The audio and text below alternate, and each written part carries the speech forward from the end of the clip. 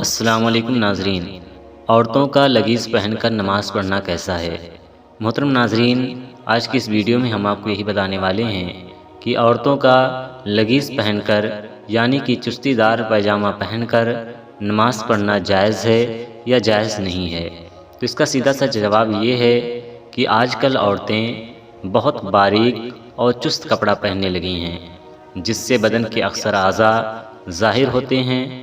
عورتوں کو ایسا کپڑا پہننا حرام ہے۔ ان کپڑوں کو پہننے کے بعد اگر بدن کی رنگت جھلکتی یا چمکتی ہے تو نماز نہیں ہوگی، کیونکہ نماز میں ستر عورت فرض ہے، یعنی کہ ستر کا چھپانا فرض ہے، اور ایسے کپڑے کا پہننا بالکل حرام ہے۔ امید ہے آپ کو ویڈیو پسند آئی۔